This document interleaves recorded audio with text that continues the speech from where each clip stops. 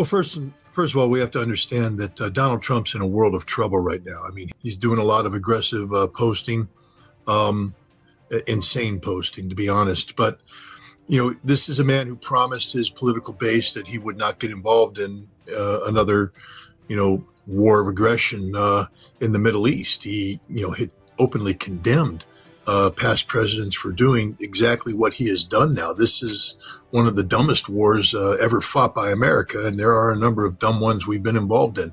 But this one has no basis in legitimacy whatsoever. This is 100% not only a war of choice, but a war in which the United States has been directed into combat by a foreign power. This isn't a war on behalf of the American people or American national security interests. This is a war on behalf of Israel, 100% pure. That's all it's about.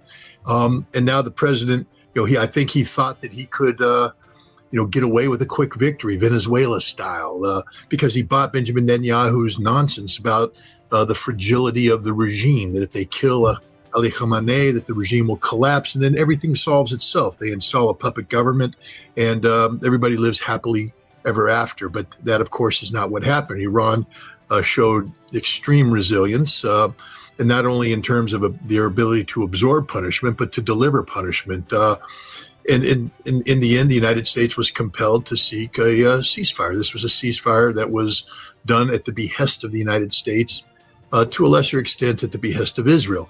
But Donald Trump, and this is something I ask people to do, we need to stop evaluating the current situation in terms of national security, of, defense questions are meaningless in this environment. Meaningless because this has nothing to do with the national defense of the United States. It has nothing to do with the foreign policy of the United States.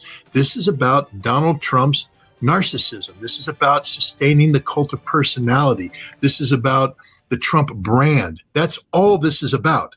And because the Trump brand right now needs some burnishing, he can't take blame for what has happened. He needs a fall guy. Enter J.D. Vance. J.D. Vance was set up. He was sent to Pakistan to fail. He was set up to ensure, the Iranians were ready to make a deal. There's the deal right there to be made. If you want something good for all parties involved, despite the tragedies taking place, it's there. The Iranians were well prepared. They came in with their teams. They had the notebooks. They had all the arguments laid out, all the facts. J.D. Vance had nothing except Witkoff and Kushner, who aren't there to do anything other than babysit, to ensure that he, sustains the narrative he's supposed to sustain, which is, we're here, but we're in charge. We have the demands. You get nothing. You don't get to dictate. America is the victorious party. Oh, you don't want to play our game? I'm going home. That was his job. Why? Because now Donald Trump is in a position to ride in and save the day. You see, Trump couldn't come in and do a deal with the Iranians, because that would he'd have to admit that he made a mistake, that we lost, that he was yielding. But now J.D. Vance has fumbled. J.D. Vance couldn't close the deal. Donald Trump, the great deal maker, will. This is his plan. The problem for Trump is the Iranians aren't playing that game. They're not going to yield. They're not going to do anything. There's a deal to be made there, but it's going to require the United States to eat some humble pie. And when we're dealing with the ultimate egomaniac, this malignant narcissist who occupies the White House today, there's no such thing as eating humble pie. So what's Trump, before we get to Hormuz, what is Trump's next move? To resume the war in another week? I don't think first of all, we're in a very dangerous situation because we're always on the horizon. Right. But there will, it's alleged that Albert Einstein once said, the definition of insanity is doing the same thing over again and expecting a different outcome. If we resume the war, we're going to lose. There's nothing that's happened militarily that changes the dynamic that already delivered an American defeat. We don't control the Strait of Hormuz, and we never will control the Strait of Hormuz. We cannot collapse the regime. The more we bomb, the stronger the regime gets. And I know there's been a lot of C-17 flights moving around, replenishing the missiles on board the ships, getting more defense. But we will. And the Iranians said, do whatever you need to do. You'll burn through all your stuff within 2 days, and we'd be right back where we started. The same dynamics in play. Iran controls every aspect of this conflict. We can blow up buildings on the ground. That's all we can do. We don't even know if you think there's anything of value in any building in Iran today, I've got a bridge to sell you in Brooklyn.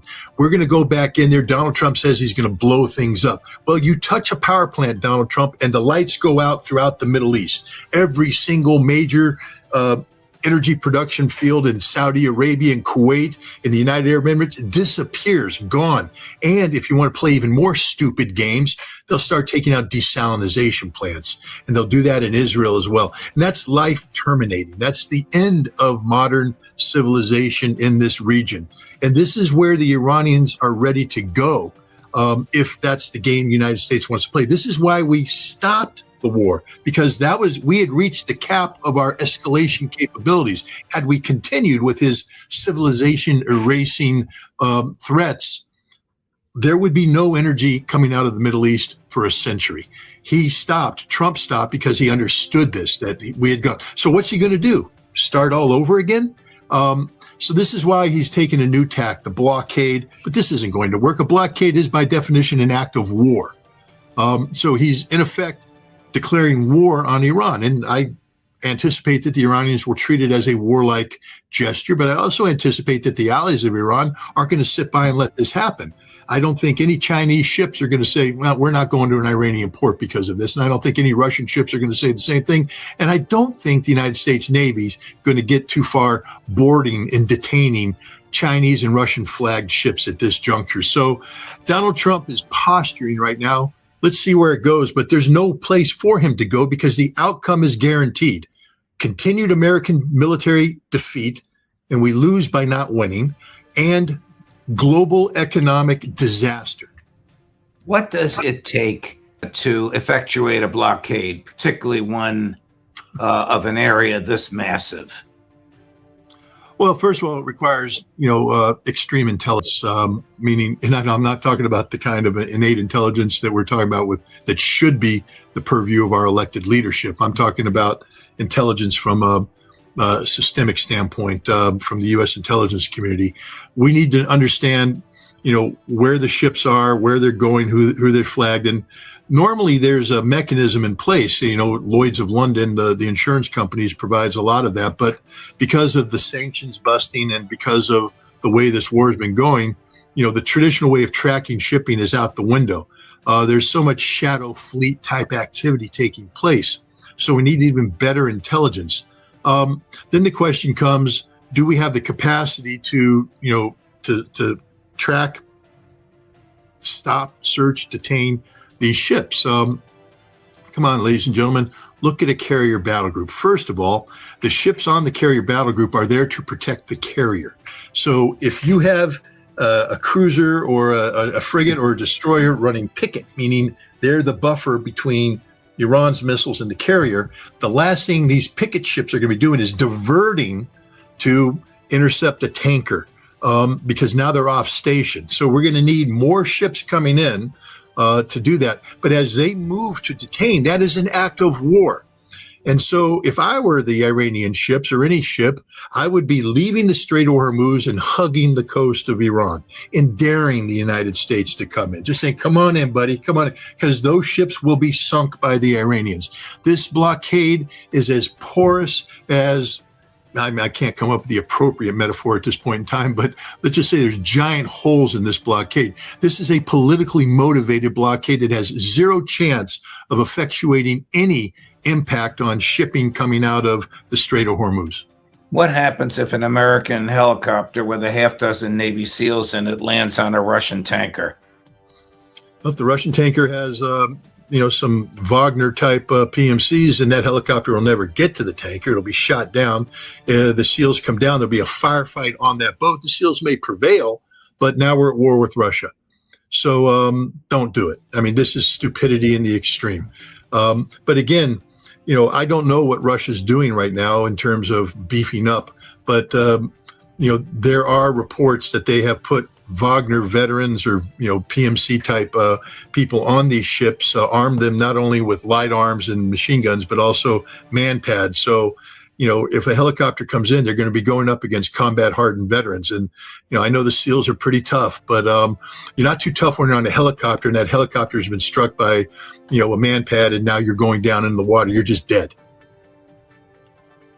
How desperate is Trump from the war? It appears that he and his administration have given up the ghost on regime change. They have certainly given up the ghost on neutralizing or neutering, I'm not sure what the word is, Iran's ballistic missile. He was telling Maria Bartiromo had a look of surprise on her face, even though she's a friend and fan of his, that he still thinks the U.S. can capture the Iranian nuclear material. Now he's trying to close a series of ports, which just last Easter, 8 days ago, using harsh profanity on Easter Sunday, he demanded be open. How desperate is he? Again, this is a man who is trapped. I mean, literally trapped in a device of his own making. He's going to lose. Again, I tell people, stop thinking about national security. If you think Donald Trump cares one iota about nuclear enrichment in Iran, he doesn't even know what it is. All right. We are literally talking about one of the dumbest human beings on the face of the planet currently occupying the office of the presidency. And he's surrounded by people who are sycophants, who are there to say yes and lay hands on him and treat him as if he's Christ, instead of advising him and telling him, no, this is stupid, pound sand. We're not doing that. So, here we've got this idiot who is in this trap, and he doesn't know how to get out. And all he knows how to do is bluster. You see, this is about preserving the Trump brand. This is a business deal for him that's going south badly. And so his number one priority is to preserve the brand. Trump brand must come out of this crisis with its, being burnished, and that it's there. He is looking at losing an election in November. Now, he personally won't be, because he's not on the ballot, but his party is. And if we lose the House, we being I'm speaking in terms of Trump now, if he loses the House, he's going to be impeached for 2 straight years. And it's the end of his presidency, and the legacy is tarnished and done. This narcissistic egomaniac can't handle that. And if he continues to screw up the way he is, such as imposing a blockade that leads to the shutting down of Bab el-Mandeb by the Houthi, and now we have $200 a barrel oil and the economy collapses on him, he could lose the Senate. And if he loses the Senate with sufficient numbers, he now will be impeached and convicted. And that's the end of the Trump brand. He can't handle this. His ego can't handle this. So he is desperate to get out of this situation, but it has to be handled properly so that he is not blamed. He's the Teflon Don. He's just going to walk through this thing. J.D. Vance screwed up Pete Hegseth. He's going to dump everybody to preserve the Trump legacy. But this is a sign of desperation. I'm telling you right now, Judge, I mean, I'm not, the world's greatest diplomat, but I've been there, done that on some pretty high profile stuff. You put me in charge of this negotiation, within 2 days, I'll have a deal that'll look good for Iran, look good for the United States, it'll be good for the world. But I care about the United States. I don't give a damn about Donald Trump's reputation. How inappropriate was it for J.D. Vance to be taking instruction from the head of a foreign state? Well, no, I mean, J.D. Vance is the vice president. And remember, the president of the United States took direction from Netanyahu on February 11th, when Netanyahu sat down with Trump and the head of Mossad and laid out the lies that, they can get regime change, that they can get the missiles, that this is it. We need you to commit. This is the same pitch that Netanyahu had been making to, 3 previous American presidents. And they all said, no, we're not going to get involved in a major military engagement side by side with Israel against Iran. That is bad for America, bad for the world. We can't win. Donald Trump went for it. And then he turned around, and despite everybody telling him that's not a good idea, when I say everybody, I mean everybody. There's not a person in his cabinet that said, this is a good idea, Don. Why don't you do that? Why don't you go with the Israelis? The chairman of the Joint Chiefs of Staff, the Israelis oversell themselves all the time. We need to be very careful here. Both Rubio and the director of the CIA, this regime change thing ain't going to happen. He didn't allow Scott Bessent in because Bessent might want, what about the economy, boss? There's this thing called oil, and it's going to go crazy, and boss, are we really want to do this? He kicked him out. Tulsi Gabbard wasn't allowed in because she would have went, what nuclear weapons program? And, on and on and on. Pete Hegseth, of course, is just, let's do it, let's do it, let's do it. And so here we are. J.D. Vance took a call from Netanyahu because Donald Trump took his orders from Netanyahu. And so Netanyahu has a vested interest in all of this. What does by attacking and insulting the Pope and by mocking Catholicism and Christianity? Judge, I'm finishing up an article called American Blasphemy, which talks about this very issue. I mean, this is stunning for me. This proves that Donald Trump is the most anti-American person ever to occupy the White House. This man is the antithesis of what the United States is supposed to be. We go back to the Federalist Papers. We talk about Madison. We talk about Hamilton. We talk about Jay. And we talk about, these were devout Christians. And when you listen to them speak about these issues, and, they say this is, we are a nation where the Bible matters. The Bible, the divine touch of God, things of that nature. At no time did they say that we, the American people, or we, American leadership, are somehow divinely empowered. It was just the opposite. We've received our guidance from God, but God gives us this empowerment. Thomas Jefferson, I think he wrote a letter in 1802 to the Danbury Baptists who were worried about state religion. And that's where he came out and said separation between church and state. There will be a separation here. There must be. Donald Trump is the opposite of that. He is claiming to be Christ. That image you just showed up, he is Christ. He is doing Christ-like activities. This is not a separation of church and state. This bringing it together, slam dunk. Look at this. This man should go straight to hell for this. First of all, Donald, you've never been in that good a shape, you fat piece of orange face manure. I mean, my God. And then, hey, if I'm a black American, I'm sort of concerned. There's no black Americans there. There's no Hispanic Americans there. There's no Asian Americans there. It's just a bunch of white people looking up at a white Jesus. This is disgusting. This is despicable. And then he posted another picture of himself as the Pope. Implying that somehow he is, could be a better job at the head of the Catholic Church. And there is photograph of people coming to the White House, praying, laying hands on him as if he is a direct conduit to the Lord God Almighty. Donald Trump is Satan personified. Only an evil man would do this. No God-fearing person would ever allow this to happen. No God-fearing person would ever allow this to happen. This is disgusting, despicable, and it needs to be stopped. I mean, literally, people, wake up. This man is sick. This is extreme, malignant, narcissistic behavior. This is a psychopath that we have in the White House today, and that image proves it. He thinks he's Jesus Christ. Jesus Christ. Do the Russians, do the Chinese, do Western European leaders finally recognize this? Man, they're so... Look, Vladimir Putin has to wake up every day knowing that Donald Trump has a briefcase that he can open up, break open, the little disk there and read off code and send nuclear weapons off. Chinese have to know that too. You're not going to get very far by calling out this man as who he is. Plus, from the Russian perspective, I mean, Donald Trump is the gift that keeps on giving. He's not a Russian agent. He's not a Russian asset. He's the most easily controlled. Oh, Jesus. Judge, come on, man. I mean, I'm not posted that himself. Chris didn't create that with AI. Trump posted that. Trump posted. No, I know that. I'm saying that. Look, I'm not Catholic, and I could sit here all day and point fingers at any one of the organized religions that are out there. But I respect faith. I respect people of faith. And I just came back from Chechnya, where I sat down and spent a couple hours talking to the Grand Mufti of the Islamic faith in Chechnya. And I respect, I'm not Muslim, but I listen to him and I respect his faith. I respect his beliefs. I respect the people who are devoutly Catholic in their beliefs, and therefore I respect the Pope. I respect people of all faiths and take their faith seriously. This man openly mocks faith because he has no faith. This man doesn't believe in God. He doesn't believe in divinity. He believes in Donald Trump.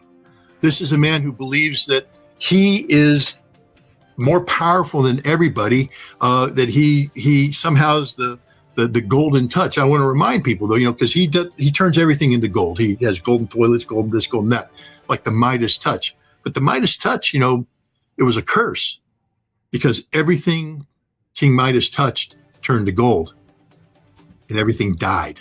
And that's Donald Trump. Everything he touches dies. He's touching the United States right now. He's touched our soul. Our soul is dead. He's touched our Constitution. It's dead. Everything touches died. He's the most anti-American man to hold office.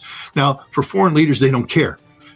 Promoting the Constitution is not what brings them, the center of gravity of their life. That's my job. That's your job. That's the American people's job. And we have failed egregiously because we let this orange-faced baboon continue to govern. But the foreign leaders have to deal with the reality that this guy, this insane man, he is literally insane, Judge. He is crazy. I'm tired of on social media. Donald Trump is playing 5D chess. He wouldn't even know how to play 1D chess. All right. He's not smart enough. He's truly a stupid man.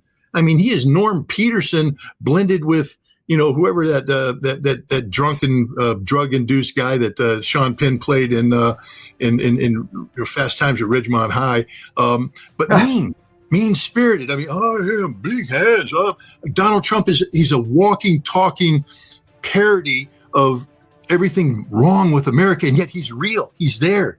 They have to deal with this, and it's frightening because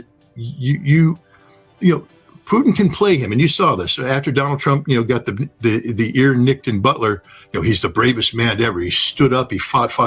I don't think Putin believes it because Putin knows what real bravery is. But he saw that and he said, "I can stroke Donald Trump's ego because that's what it's all about. If you stroke his ego, you win. That's the end of the game here." That's, again, I come back. Stop talking about defense policy. Stop talking about national security policy. When we're talking about the Trump presidency, we're talking about the Trump brand, Trump's ego. And so now we have the world, worrying about how to keep this spoiled pampered from launching a nuclear war. Here's somebody who has no fear of him. Chris, cut number 5. I have no fear of neither the Trump administration nor speaking out loudly about the message of the gospel. And that's what I believe I am called to do, what the church is called to do. If we're not politicians, we're not looking to make foreign policy, as he calls it, with the same perspective that he might understand it. But I do believe that the message of the gospel, blessed are the peacemakers, is the message of the world. Blessed are the peacemakers. I've been saying, again, Judge, I've been around the world too many times. I'm just a little too jaundiced. And, I sometimes question, the existence of somebody above because I look at the horrors of this world, the horrors done by man, by people created in God's image, and oftentimes done under the guise of the religion of the monotheistic God. So I struggle, but I will say this, in reading the Bible and studying the life of Jesus, I am struck by the fact that if you follow the teachings of Jesus, that blessed are the peacemakers. I mean, Jesus is about peace. He's about love. He's not about death. He's not about destruction. And so to call yourself a Christian, and yet, as Pete Hegseth does, I mean, he's sitting there as a Christian, but he's the wrong kind of Christian. He's the crusading Christian. He's the murderous Christian. He's the Christian that forgot that we are all God's children. Jesus, blessed are the peacemakers. This is it. This is what we should aspire to. This is what makes humanity great. This is what gives us hope, because only through peace, and you're talking to a man of war, all right? I've done it. I know what it is. And I reject it because all war is about is humans killing humans. That's it. It comes down to man killing man, and oftentimes women and children get involved in the mix. It is the exact opposite of why we were brought here on earth. We were brought here on earth to thrive. We have souls, we have conscience, we have feelings, we have emotions. All right, these emotions are best expressed in terms of love and friendship and acts of kindness, as opposed to being perverted by violence and hatred. And yet we now have a president who claims to be Christ-like, who's promoting war, and he says the most outrageous things. I have been to Iran. I have met the Iranian